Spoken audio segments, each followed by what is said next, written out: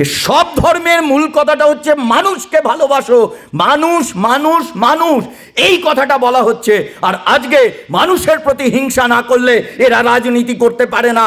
এদেরকে চিনিয়ে দিতে হবে এরা মানুষের শত্রু, এরা ধর্মের শত্রু।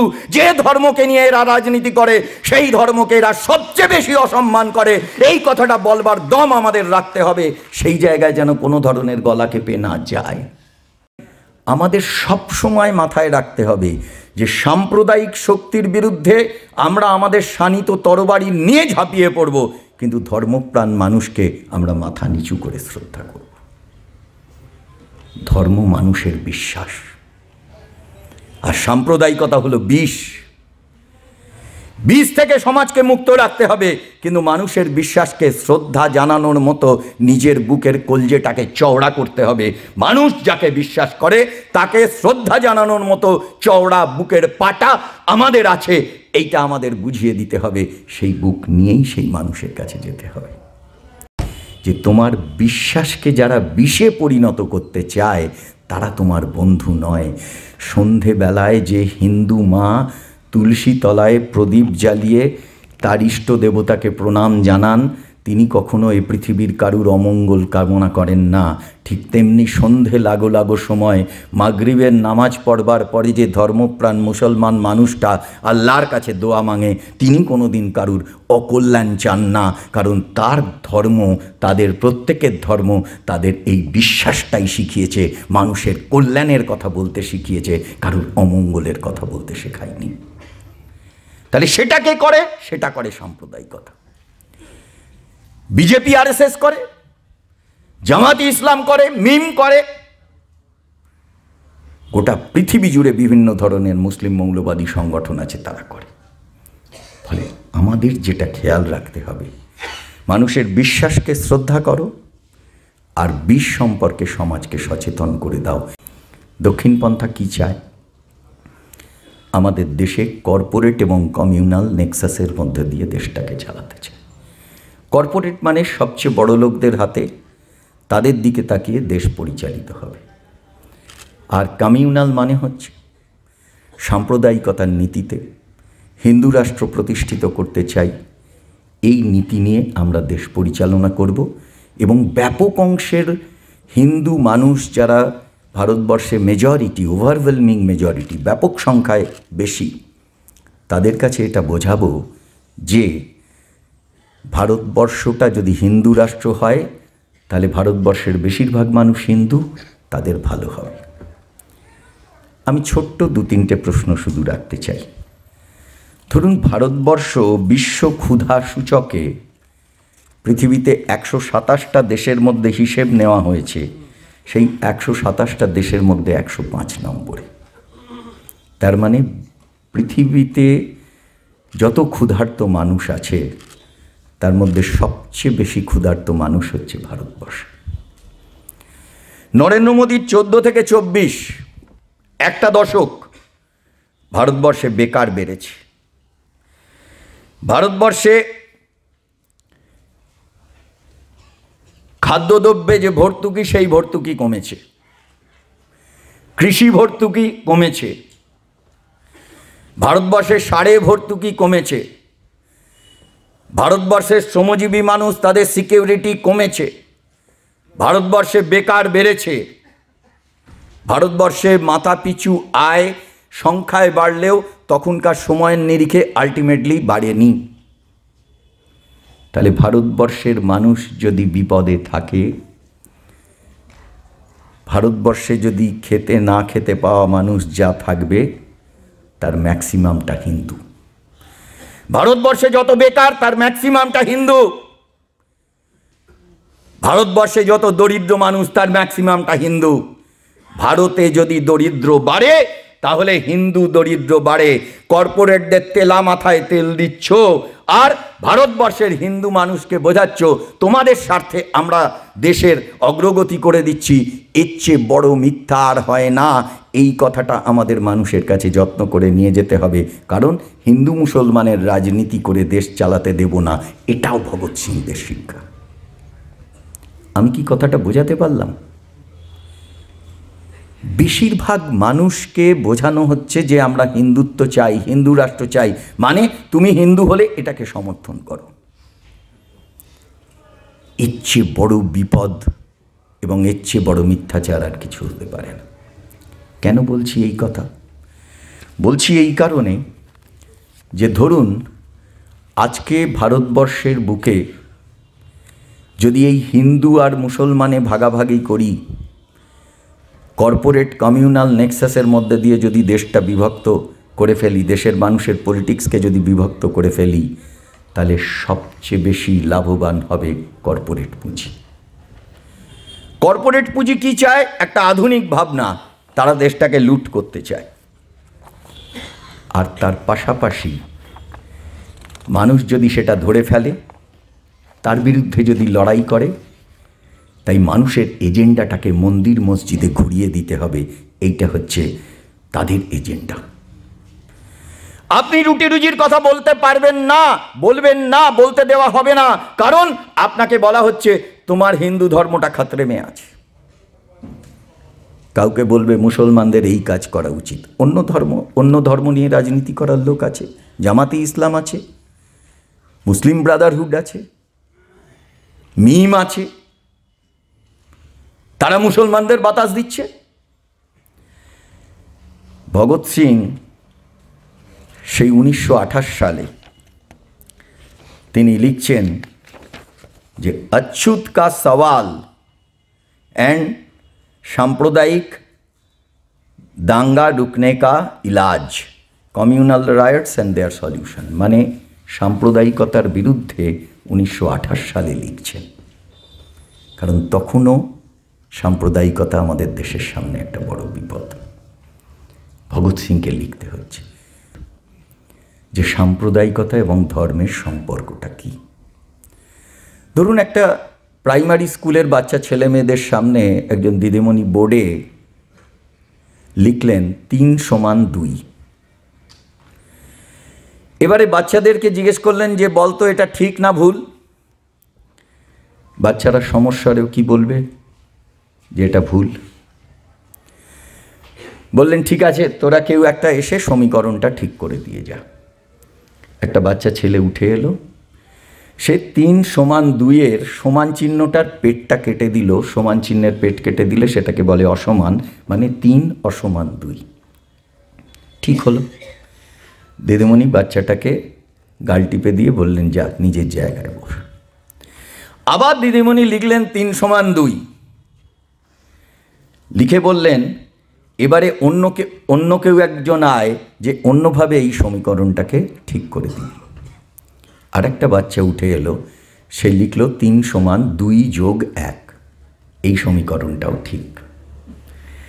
আমরা শুধু সাম্প্রদায়িকতা আর ধর্মের সম্পর্কের সময় এই 3 = 2 এর ক্যালকুলেশনটা আমাদের মাথায় রাখতে হবে। 3 যদি সাম্প্রদায়িকতা হয় তাহলে 2 হচ্ছে ধর্ম। তার মানে সাম্প্রদায়িকতা আর ধর্ম অসমান। সাম্প্রদায়িকতা মানে ধর্ম না, বা ধর্ম মানে সাম্প্রদায়িকতা না। তাহলে কি সাম্প্রদায়িকতার সঙ্গে ধর্মের কোনো সম্পর্ক নেই? আছে।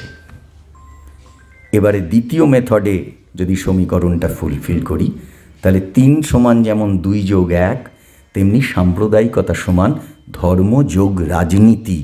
রাজনৈতিক স্বার্থকে চরিতার্থ করবার জন্য যখন ধর্ম ব্যবহৃত হয়, তখন সেটা সাম্প্রদায়িকতার রূপ পরিগ্রহ করে। আমাদের সব সময় মাথায় রাখতে হবে যে সাম্প্রদায়িক শক্তির বিরুদ্ধে আমরা আমাদের শানিত তরবারি নিয়ে ঝাঁপিয়ে পড়ব, কিন্তু ধর্মপ্রাণ মানুষকে আমরা মাথা নিচু করে শ্রদ্ধা করব। ধর্ম মানুষের বিশ্বাস, আর সাম্প্রদায়িকতা হলো বিষ। বিষ থেকে সমাজকে মুক্ত রাখতে হবে, কিন্তু মানুষের বিশ্বাসকে শ্রদ্ধা জানানোর মতো নিজের বুকের কলজেটাকে চওড়া করতে হবে। মানুষ যাকে বিশ্বাস করে তাকে শ্রদ্ধা জানানোর মতো চওড়া বুকের পাটা আমাদের আছে, এইটা আমাদের বুঝিয়ে দিতে হবে। সেই বুক নিয়েই সেই মানুষের কাছে যেতে হবে। তাহলে তাদের কি করতে হবে? তাদের শুধু বুঝিয়ে দিতে হবে যে তোমার বিশ্বাসকে যারা বিষে পরিণত করতে চায় তারা তোমার বন্ধু নয়।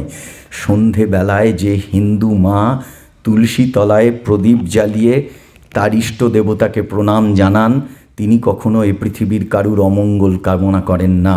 ঠিক তেমনি সন্ধে লাগো লাগো সময় মাগরিবের নামাজ পড়বার পরে যে ধর্মপ্রাণ মুসলমান মানুষটা আল্লাহর কাছে দোয়া মাঙে, তিনি কোনো দিন কারুর অকল্যাণ চান না, কারণ তার ধর্ম, তাদের প্রত্যেকের ধর্ম তাদের এই বিশ্বাসটাই শিখিয়েছে, মানুষের কল্যাণের কথা বলতে শিখিয়েছে, কারুর অমঙ্গলের কথা বলতে শেখায়নি। তাহলে সেটাকে করে, সেটা করে সাম্প্রদায়িকতা। বিজেপি আরএসএস করে, জামাতি ইসলাম করে, মিম করে, গোটা পৃথিবী জুড়ে বিভিন্ন ধরনের মুসলিম মৌলবাদী সংগঠন আছে, তারা করে। ফলে আমাদের যেটা খেয়াল রাখতে হবে, মানুষের বিশ্বাসকে শ্রদ্ধা করো আর বিষ সম্পর্কে সমাজকে সচেতন করে দাও। এইটা যদি করতে না পারি, তাহলে ভারতবর্ষের যে লড়াইটা আজ আমাদের লড়তে হবে, তার উপযোগী করে আমরা নিজেদের গড়ে তুলতে পারবো না। ধর্ম বিশ্বাসটাকেই রাজনীতির হাতিয়ার করে মানুষের মধ্যে এই জিনিসটাকে ইনজেক্ট করে দেওয়া হয়েছে। তাই ধর্ম এবং রাজনীতির মধ্যে তফাৎটা আমাদের মানুষের কাছে নিয়ে যেতে হবে। আমাদের দেশের যে ঐতিহ্য, তা সাম্প্রদায়িক সম্প্রীতির ঐতিহ্য। ধর্মে ধর্মে কি বিভেদ হয়নি? একবার না, অনেকবার হয়েছে। কিন্তু ইতিহাসের চালিকা শক্তি ধর্মে ধর্মে বিভেদ সেটা কাজ করেনি। ইতিহাসের চালিকা শক্তি সম্প্রীতি, সেটাই সবসময় আমাদের এগিয়ে নিয়ে গেছে। পৃথিবীতে ইসলাম ধর্মের প্রবর্তন হয়েছিল 622 সালে, আর তার 10 বছরের মধ্যে পৃথিবীতে যে কয়েকটা হাতে গোনা মসজিদ তৈরি হয়েছিল, তার মধ্যে একটা হচ্ছে ভারতে 629 সালে ভারতে মসজিদ তৈরি হয়েছিল। আর সেই মসজিদটা তৈরি করেছিল একজন হিন্দু ব্রাহ্মণ রাজা। কেন তৈরি করেছিল? ধর্মের কারণে না, সমাজের কারণে। ইংরেজিতে একটা কথা আছে, necessity is the mother of invention.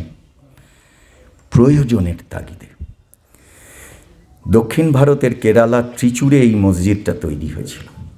আমরা যদি ভারতের মানচিত্রটা দেখি, তাহলে দেখব যে সমুদ্রপথে আরব দেশের সঙ্গে বাণিজ্যের লিঙ্কটা ছিল কেরালা দিয়ে। আরবের যারা ব্যবসাদার, তারা ভারতে আসতো, কেরালা দিয়ে ঢুকতো, তারা তাদের জিনিসপত্র আমাদের দেশে বিক্রি করে, তারপর জাহাজের খোল ভর্তি করে আমাদের দেশের জিনিস তারা নিয়ে যেত তাদের দেশে বাণিজ্য করবার জন্য।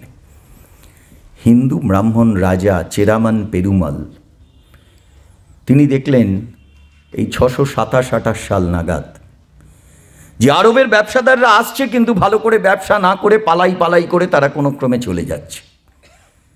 তাদের জিনিস তো আমাদের দেশে নামলো, কিন্তু আমাদের জিনিস তো তাদের দেশের জাহাজে উঠল না। চেরামান পেরুমাল আরব ব্যবসায়ীদেরকে জিজ্ঞাসা করলেন যে কি ব্যাপার, তোমরা যারা এত মন দিয়ে ব্যবসা করতে, তোমাদেরও লাভ হতো আমাদেরও লাভ হতো, তাহলে এমন কি ঘটনা ঘটলো যে কারণে তোমরা পালাই পালাই করে চলে যাচ্ছ? তখন তারা বলল যে মাত্র কয়েক বছর আগে আমাদের দেশে একটা ধর্ম প্রতিষ্ঠিত হয়েছে, যে ধর্মে আমাদের 5 বার দিনে নামাজ পড়তে হয়, আমাদের একটা মসজিদ লাগে, প্রার্থনা করতে হয়, ইত্যাদি ইত্যাদি। তোমাদের দেশে সেই জিনিস নেই, তাই আমরা চলে যাই। বললেন এইটা কারণ? কেমন দেখতে মসজিদ বলে যাও। আর্কিটেকচারদের ডাকলেন, তাদের বললেন যে ওদের কাছ থেকে ভালো করে শুনে নাও। বললেন পরের বারে যখন আসবে মসজিদ পেয়ে যাবে, মসজিদে যত ইচ্ছে প্রার্থনা করো, কিন্তু বাবা ব্যবসাটা ভালো করে করো। হিন্দু ব্রাহ্মণ রাজা চেরামান পেরুমাল পৃথিবীর অন্যতম প্রাচীন একটা মসজিদ ভারতবর্ষের বুকে মুসলমানদের জন্য বানিয়ে দিলেন, তাদের প্রার্থনা করবার জন্যে। এটা আমাদের ইতিহাস। কজন মনে রাখি, কজন বলি? হিন্দু মুসলমানের যুদ্ধ, হিন্দু মানুষ তারা তাদের তেজের প্রকাশ দেখানোর জন্যে হিন্দুদের মন্দির ভেঙে দিল মুসলমানের রাজত্বে। কোথায় ঘটল? টিপু সুলতান মহীশূরের রাজা, মারাঠারা তাদেরকে আক্রমণ করল। মহীশূর মানে মুসলিম অধ্যুষিত, মারাঠা মানে হিন্দু অধ্যুষিত। টিপু সুলতানের সেনাবাহিনীর সঙ্গে যখন যুদ্ধ হলো, যুদ্ধে কেউ জিততে পারল না, ড্র হয়ে গেল। মারাঠারা যখন ফিরে যাচ্ছে, যাবার পথে সাবিত্রী দেবীর মন্দির, হিন্দু মন্দির, কিন্তু মুসলমানের রাজত্বে, টিপুর রাজত্বে মন্দিরটাকে চুরমার করে দিয়ে তারা চলে গেল, যে অন্তত টিপুর রাজত্বে একটা মন্দির আমরা ভেঙে দিয়ে আসতে পেরেছি। তাদের ক্ষমতার দম্ভ দেখালো। তাহলে হিন্দুদের মন্দির ভাঙল হিন্দুরা। মুসলমান টিপু সুলতান কি করল? মুসলমান টিপু সুলতান ওই মন্দিরের যিনি মহন্ত ছিলেন, পূজারী, তাকে জগৎগুরু বলে সম্বোধন করে বললেন যে শুনেছি মন্দিরটা ভেঙে গেছে, ওই মন্দিরকে আগের মতো তৈরি করবার জন্যে যা যা উদ্যোগ গ্রহণ করার আপনি করুন, আমার রাজকোষ থেকে পয়সার কোনো কমতি হবে না।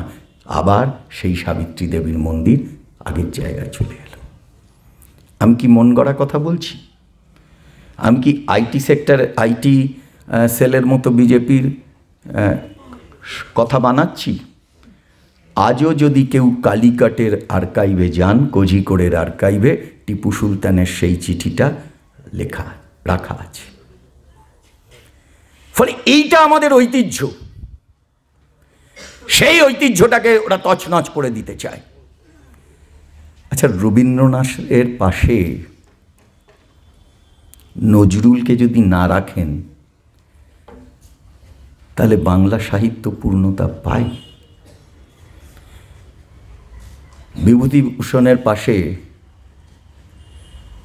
যদি মুস্তাফা আলীকে না রাখেন, তাহলে বাংলা উপন্যাসের ইতিহাস পূর্ণতা পায়? নির্মলেন্দুর পাশে যদি আব্বাসউদ্দিন না থাকেন, তাহলে লোকগান কি পূর্ণতা পায়? জীবনানন্দের পাশে যদি জসিমউদ্দিন না থাকেন, তাহলে কি আমাদের কাব্যের ভাণ্ডার পরিপূর্ণ হয়? এটাই আমাদের ইতিহাস। নন্দলালের পাশে মকবুল ফিদা হোসেন থাকবেন, এটাই আমাদের সংস্কৃতি। কিশোর কুমারের পাশে মোহাম্মদ রফি থাকবেন, এটাই আমাদের সংস্কৃতি। রবি শঙ্করের পাশে আলী আকবর থাকবেন, এটাই আমাদের সংস্কৃতি। অমিতাভ বচ্চনের পাশে শাহরুখ খান থাকবেন, এটাই আমাদের সংস্কৃতি। এইটাকে ওরা তছনছ করে দিতে চায়। এইটা আমাদের মানুষের কাছে নিয়ে যাওয়া উচিত। ধরুন, আমরা কি বিপদের মধ্যে পড়ি। বহু সময় একটা কথা আসে যে এরা হিন্দু ধর্মের বিরোধী, এরা ইসলামের বিরোধী, এর বিরোধী, ওর বিরোধী। ভগৎ সিংহ এক সময় সেই আলোচনা করেছেন। 1992 সালে বাবরি মসজিদ ভাঙবার পরে বুদ্ধদেব ভট্টাচার্য একটা ছোট্ট প্রবন্ধ লিখেছিলেন গণশক্তিতে, নাস্তিকতার কোনো বিকল্প নেই। ভগৎ সিং লিখেছিলেন, কেন আমি নাস্তিক। সেই নাস্তিকতার কোনো বিকল্প নেইতে বুদ্ধদেব ভট্টাচার্য একবারও বলেননি যে সবাইকে নাস্তিক হতে বলো। বললেন যে ধর্মের নামে যে মিথ্যা জিনিসগুলোকে ওরা প্রচার করছে, যারা ধর্ম নিয়ে রাজনীতি করে, তাদের কাছে আসল ধর্মের কথাটা নিয়ে যাও, তাহলেই মানুষ বুঝতে পারবে যে ওরা ধর্ম নিয়ে রাজনীতি করছে আর আসল ধর্মের কথাটা অন্য। আমি যদি হিন্দু ধর্মের দুটো একটা উদাহরণ দিই, তার আগে বিভিন্ন ধর্মের মধ্যের কথায় কিছু সামঞ্জস্যের কথা বলি একটা অন্তত। হিন্দু ধর্মে বলা হয়েছে, মহা উপনিষদে বলা হয়েছে, বসুধৈব কুটুম্বকম। বসুধা মানে পৃথিবী, কুটুম্ব মানে পরমাত্মীয়, বৈবাহিক সূত্রে আত্মীয়। তাহলে গোটা পৃথিবীর মানুষকে নিজের পরমাত্মীয় বলে মনে করো। কে বলল? হিন্দু ধর্ম। হিন্দু ধর্ম কবে সৃষ্টি হয়েছে? আজ থেকে 4000 বছরেরও বেশি আগে ভারতে সৃষ্টি হয়েছে। খ্রিস্ট ধর্ম আজ থেকে 2025 বছর আগে সৃষ্টি হয়েছে। কোথায়? জেরুজালেমে, তার কাছে বেথলেহেমে। সেই খ্রিস্ট ধর্মে কি বলা হলো? 10টা নীতির কথা বলা হলো, 10 কমেন্ডমেন্টস, 10টা নির্দেশ। যার সেকেন্ড নির্দেশটা হচ্ছে, সেকেন্ড কমেন্ডমেন্ট হচ্ছে, লাভ দাই নেভার। লাভ মানে ভালোবাসো, দাই মানে তোমার, নেবার মানে প্রতিবেশীকে। হিন্দু ধর্ম বলল বসুধৈব কুটুম্বকম, খ্রিস্ট ধর্ম বলল লাভ দাই নেভার। আর ইসলাম তার সৃষ্টি কোথায়? মক্কায়, আরবে। কত বছর আগে? আজ থেকে 1403 বছর আগে, 622 সালে, 1400 বছর আগে। তাহলে একটা 1400, একটা 2000, একটা 4000। সেই ইসলাম ধর্মে বলা হলো যার প্রতিবেশী অভুক্ত থাকে, অতটা কথা আমি আরবিতে বলতে পারছি না, ভুল হয়ে যাবে, যার প্রতিবেশী অভুক্ত থাকে তার জন্যে জান্নাতের দরজা বন্ধ। মানে তুমি খেতে পাচ্ছ কিন্তু তোমার প্রতিবেশী খেতে পাচ্ছে না, তোমার জন্য স্বর্গের দরজা বন্ধ। তার মানে কি? টেক কেয়ার অফ ইয়োর প্রতিবেশী, প্রতিবেশীর যত্ন নাও। তাহলে ভারত থেকে আমি যদি কলকাতাটাকে একটা পয়েন্ট করি, কলকাতা থেকে আমার মাপা আছে বলে আমি এক্ষুনি আগরতলা থেকে মাপটা বলতে পারবো না। কলকাতা থেকে জেরুজালেম 5200 কিলোমিটার, কলকাতা থেকে মক্কা 4800 কিলোমিটার, মক্কা থেকে জেরুজালেম 1500 কিলোমিটার। হিন্দু ধর্ম 4000 বছর আগে, খ্রিস্ট ধর্ম 2000 বছর আগে, আর ইসলাম ধর্ম 1400 বছর আগে, যখন কোনো এরোপ্লেন নেই। আমি কি জিনিসটা বোঝাতে পারছি? যে সব ধর্মের মূল কথাটা হচ্ছে মানুষকে ভালোবাসো, মানুষ মানুষ মানুষ, এই কথাটা বলা হচ্ছে। আর আজকে মানুষের প্রতি হিংসা না করলে এরা রাজনীতি করতে পারে না, এদেরকে চিনিয়ে দিতে হবে এরা মানুষের শত্রু, এরা ধর্মের শত্রু। যে ধর্মকে নিয়ে এরা রাজনীতি করে সেই ধর্মকে এরা সবচেয়ে বেশি অসম্মান করে, এই কথাটা বলবার দম আমাদের রাখতে হবে। সেই জায়গায় যেন কোনো ধরনের গলা কেঁপে না যায়। বিজেপি আরএসএস কি বলছে? হিন্দি হিন্দু হিন্দুস্তান, মুসলমান যাও পাকিস্তান। তাহলে কোনটা হিন্দু ধর্ম? উপনিষদের শৃণ্বন্তু বিশ্বে অমৃতস্য পুত্রাটা যদি হিন্দু ধর্ম হয়, তাহলে বিজেপি আরএসএস এর কথাটা হিন্দু ধর্ম নয়। এই কথাটা আমাদের ঘরে ঘরে মানুষের মনে মনে হৃদয়ে হৃদয়ে সোনারোপ করে লিখে দিতে হবে। যতক্ষণ সেটা না পারবো ততক্ষণ মানুষের মনের মধ্যে যদি একবার সাম্প্রদায়িকতার বিষ ঢুকে যায়, ভাইরাস ঢুকে যায়, তখন চট করে আপনি অ্যান্টিবায়োটিক খুঁজে পাবেন না সেটাকে কমব্যাট করার জন্য। এইটা আমাদের সামনে বড় চ্যালেঞ্জ। আমাদের ভারতবর্ষের যে সম্প্রীতির ইতিহাস, তার একটা জোরালো ঐতিহ্য আছে। আমরা মানুষে মানুষে মেলাইনি, শুধু আমরা দেবতায় দেবতায় মিলিয়ে দিয়েছি। ধরুন আমি যেখানে থাকি পশ্চিমবাংলায়, ম্যাপটা যদি দেখেন তার তলার দিকে দুটো পাশাপাশি জেলা, আগে এক জেলা ছিল উত্তর 24 পরগনা, দক্ষিণ 24 পরগনা, 24 পরগনা জেলা। 24 পরগনার তলায় দেখবেন বিন্দু বিন্দু দিয়ে অনেকগুলো দ্বীপ, সুন্দরবন। সুন্দরবনের বেশিরভাগটা বাংলাদেশে, কমটা 24 পরগনা মানে ভারতে, তার 24 পরগনা। সুন্দরবনের কাছে হতদরিদ্র মানুষ যারা সুন্দরবনের জঙ্গলে যায় কাঠ কাটতে, মাছ মিন ধরতে, ছোট মাছ ধরতে বা মধু সংগ্রহ করতে, তারা হিন্দু মুসলমান নির্বিশেষে একটা দেবীর পুজো করে যায়। সেই দেবীটার নাম কি? বনবিবি। এবারে বনবিবি হিন্দুদের দেবতা না মুসলমানের দেবতা? আপনি বলবেন মুসলমানরা তো মূর্তি পূজায় বিশ্বাসী না, তাহলে হিন্দুদের দেবতা। তাহলে যদি এবারে হিন্দুদের দেবতা হয়, তাহলে হিন্দুদের নামের পেছনে বিবি কথাটা তো থাকার কথা না, ওটা তো মুসলিম কয়েনেজ। এবারে ধরুন আমরা এখানে যারা আছি, ঘন্টার পর ঘন্টা আমরা এই নিয়ে বিতর্ক আলোচনা করলাম, রাত কাবার করে দিলাম, দিতে পারি।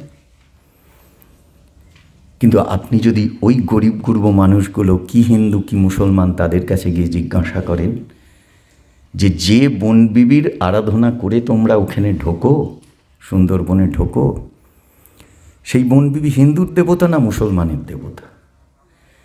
আপনাকে হিন্দু গরিবটাও বলবে, মুসলমান গরিবটাও বলবে যে জঙ্গলে যখন বাঘটা আমাদের মানুষ দেখে ঘাড়ের ওপরে ঝাঁপিয়ে পড়ে, ও হিন্দুকেও দেখে না, মুসলমানকেও দেখে না, দেখে মানুষ। তাই ওই মানুষটাকে, বাঘের হাত থেকে মানুষগুলোকে বাঁচানোর জন্যে আমরা ওই মানুষ দেবতাটাকে, মানুষের দেবতাটাকে চিনি। তিনি হিন্দুর দেবতা না মুসলমানের দেবতা জানি না। এইটা আমাদের স্ট্রং হেরিটেজ। সেই হেরিটেজটাকে ওরা নষ্ট করে দিচ্ছে। ধরুন বহু হিন্দুর বাড়িতে পূর্ণিমার দিন সকালে সত্যনারায়ণের পুজো হয়, হয়? সত্যনারায়ণ এলো কোত্থেকে? হিন্দুদের পুরনো লিস্টে সত্যনারায়ণের নাম নেই। হিন্দু জমিদারের ছেলের অসুখ সারছে না,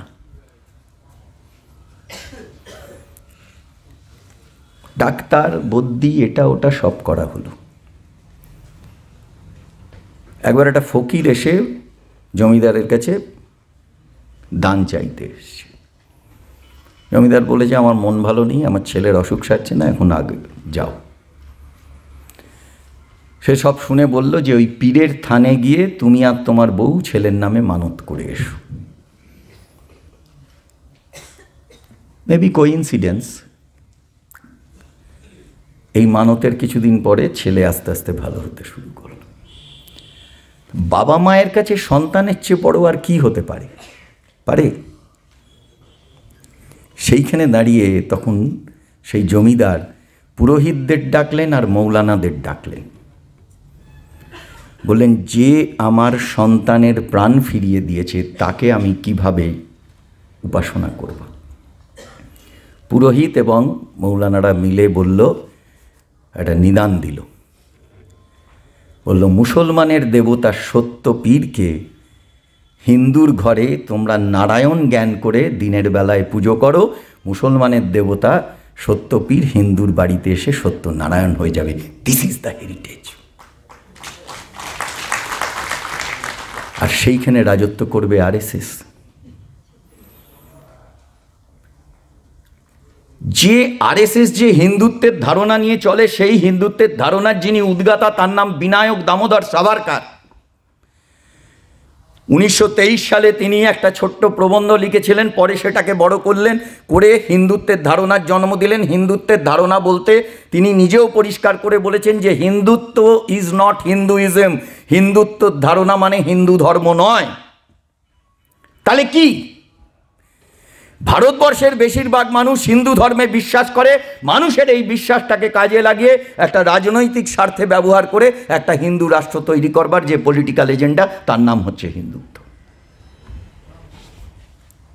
সেইখানে এই বিনায়ক দামোদর সাভারকার ছবার ব্রিটিশের কাছে মুচলেখা দিয়ে তাদের জেল থেকে ছুটি পাওয়ার জন্যে তারা মুচলেখা দিয়েছিল যে আমরা ব্রিটিশের অনুগত হয়ে থাকব।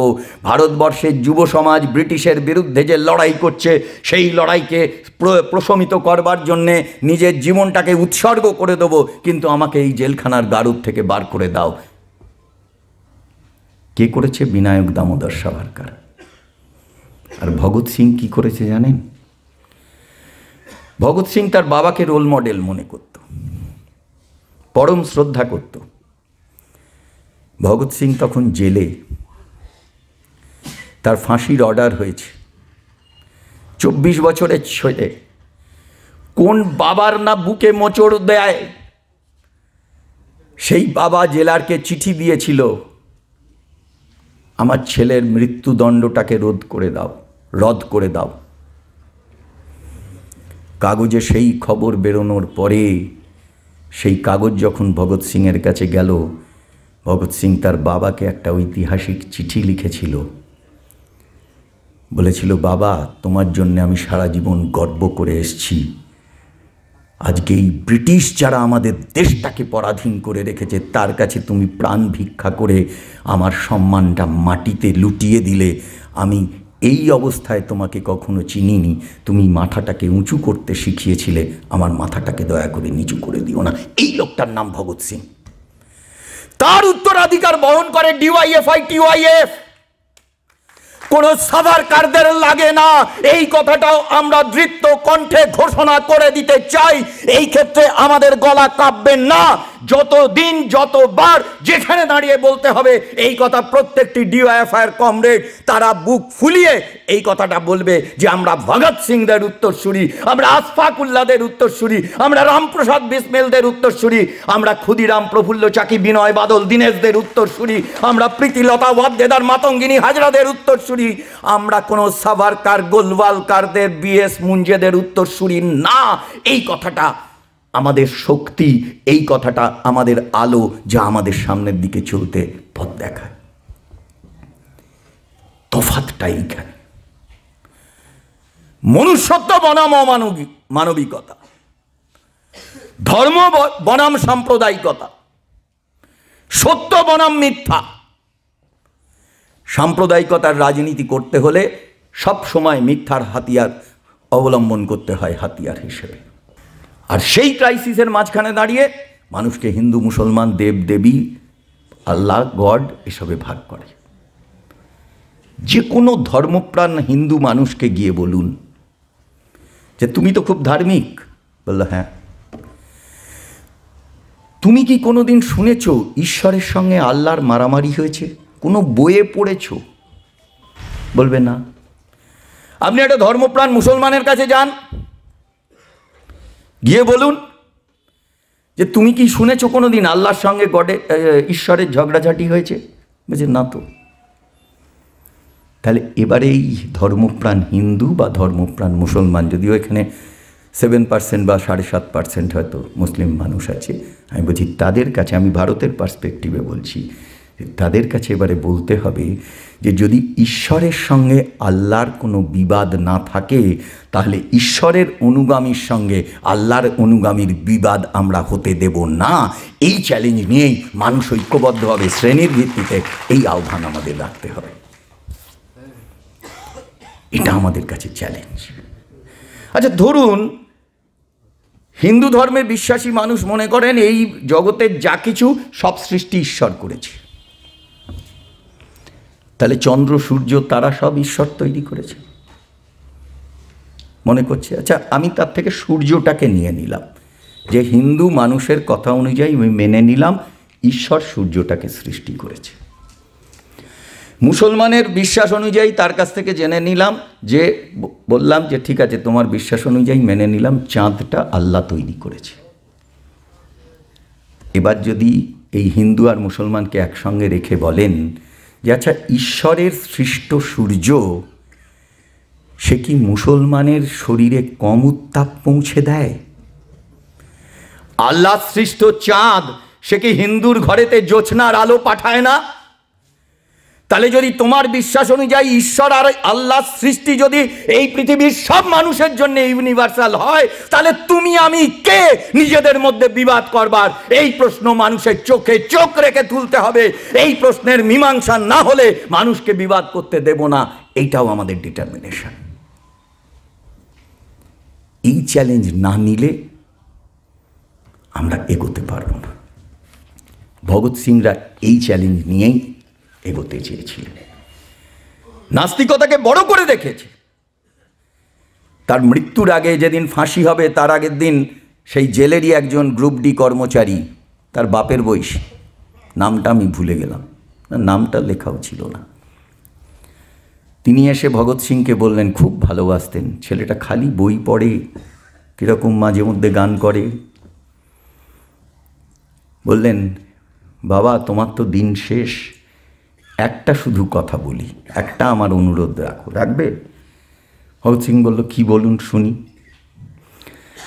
বলল, তুমি এই দেবতার নামে খুব করে দেবতার জয়গান গাও, তাহলে দেখবে তোমার আর কোনো কষ্ট হবে না, মৃত্যুটাও তুমি বরণ করে নিতে পারবে, মানে ঠিক আছে, এভরিথিং উইল বি পিসফুল। তা ভগৎ সিং বললেন যে দেখো, এইটা যদি করি তাহলে দেবতার সঙ্গে আমার খুব বেইমানি করা হয়ে যাবে। সারাটা জীবন আমি দেবতাকে মানলাম না, শেষবেলায় ফাঁসির আগে যদি আমি মানি তাহলে দেবতা ভাববে এ বেটা নিশ্চয়ই ভয় পেয়ে গেছে, ফাঁসির দড়ি গলায় পড়তে দেশের জন্য আমি ভয় পাই না, সেই কারণে আমি দেবতার কাছে সারেন্ডার। ফলে উপলব্ধিটা দেবতাকে মানা না মানা ওই আসপেক্টে না, এদিক থেকে দেখতে হবে। এই আমি 2-3 দিন আগে দেখছিলাম যে একটা খ্রিস্টানদের ধর্মস্থান গির্জা, তার পাশে একটা লোক দোকান করে নানা ধরনের জিনিস সে বিক্রি করছে। তো দোকানের যে কেওস হয় সেটা ওদের মসজিদে ডিস্টার্ব করে। আর দোকানদারটা হচ্ছে নাস্তিক, তাকে বলে যে দোকানটা সরিয়ে দাও, এখানে গির্জা অমুক তমুক। সেই লোকটা বলেছে যে না, আমি সরাবো না, আমিও সব ধর্ম মানি না, আমি সরাবো না। তো এরপরের যে ঘটনাটা দেখা গেল যে পরস্পরের বিরুদ্ধে কোর্টে মামলা করেছে। এ সরাতে চায় না, ও সরাতে চায়। তো একদিন পাদ্রী সব পুরোহিতদের ডেকে বলল, বড় পাদ্রী সিনিয়র যিনি, যে চলো আমরা গডের কাছে প্রার্থনা করি যে ওর দোকানটা যাতে ধ্বংস হয়ে যায়। আবার কোইন্সিডেন্স, ওরা যেদিন প্রার্থনা করেছে তার 2-3 দিনের মধ্যে ওর দোকানটা সামহাও আগুন লেগে গেছে এবং পুড়ে ছাই হয়ে গেছে। এবারে আদালতে যখন আবার দুপক্ষ গেছে, তখন এই নাস্তিক লোকটা বলছে যে আমার দোকানে অসুবিধে হচ্ছিল বলে ওরা গডের কাছে প্রার্থনা করেছে এবং গড আমার দোকানটাকে পুড়িয়ে দিয়েছে। আর এই আস্তিকগুলো, মানে যারা চার্চের লোক, তারা বলছে বিশ্বাস করুন স্যার, গড এই কাজ করেনি, গডের সেই কাজ করবার ক্ষমতা নেই। জজ তখন জাজমেন্ট দিতে গিয়ে বললেন যে আমি আমার জীবনের একটা রেয়ারেস্ট জাজমেন্ট দিচ্ছি, যখন একটা নাস্তিক বিশ্বাস করছে যে তার দোকানটা গড পুড়িয়ে দিয়েছে, আর যারা ধর্ম নিয়ে কারবার করে তারা বলছে গডের সে পাওয়ার নেই, আমরা প্রার্থনা করলে ওকে দোকান পুড়িয়ে দেব। We have to stand with the logic. আর 5 মিনিটে শেষ করে দেব। একটা কথা বলা, এ ঘরে বলে বলছি, বাইরে হলে বলতাম না। অনেক সময় আমরা ভাবি, এই কথাটা আমি বিশ্বাস করতে বলছি না, ভাবতে বলছি। আমি কিছু কথা বলছি, হয়তো আপনারা বিশ্বাস করছেন, মানে একটা তথ্য পাচ্ছেন, বিশ্বাস করছেন। এই কথাটা বলছি, ভাবুন। এ ঘরে বহু মানুষ আছেন, তারা কেউ ঈশ্বরকে, কেউ আল্লাহকে বিশ্বাস করে, আমার তা নিয়ে কোনো বক্তব্য নেই। কিন্তু একটা গোড়ায় গলদ হয়ে যায় যে কে কাকে সৃষ্টি করেছে। মানুষকে আল্লাহ বা ঈশ্বর সৃষ্টি করেছেন, এরকম ভাবেন। আমি শুধু একটা ভাবতে বলবো আপনাদের, ভাববেন, 7 দিন ভাবুন, ভাবার পরে আপনারা দেখুন আপনাদের থট প্রসেসে কোনো চেঞ্জ হয় কি হয় না। আমি ভাবি এবং আমি তার একটা লজিক্যাল কনক্লুশন পাই। কি সেটা? যে এই পৃথিবীতে ঈশ্বর, আল্লাহ, গড অনেক কিছু আছে। আমি যদি 1 মিনিটের জন্যে ভাবি, 1টা মিনিটের জন্য, দিনে 1 মিনিট করে সামনে 7 দিন ভাবুন, যে এই পৃথিবীতে সব আছে, সব, শুধু মানুষ নেই। ঘরে মশা আছে, রান্নাঘরে আরশোলা আছে, নর্দমায় ইঁদুর আছে, বনে বাঘ আছে, গাছে পাখি আছে, জলে কুমির আছে, সমুদ্রে তিমি আছে। Everything is there. সব জায়গায় সব আছে, শুধু মানুষ নেই। তাহলে কে ঈশ্বরকে ঈশ্বর, আল্লাহকে আল্লাহ, আর গডকে গড বলে ডাকবে? শুধু এইটা ভাবুন। এইভাবে যদি ভাবি, সত্য আমাদের কাছে আসবে। ভগৎ সিংরা এভাবে ভাবতে শিখিয়েছে। Stand up on the logic, stand up on the harmony. বিভেদের মধ্যে দিয়ে না, হারমোনির মধ্যে দিয়ে, ঐক্যের মধ্যে দিয়েই আমাদের সেতারের সুরের সঙ্গে সরোদের সুর মেলে। রবিশঙ্করের সেতারের সঙ্গে আলী আকবরের সরোদ তখনই যুগলবন্দিতে পরিণত হয় যখন দুটো হারমোনি, দুটোর মধ্যে মিশ্রণ হয়। আমাদের দেশের ঐতিহ্যটাও তাই।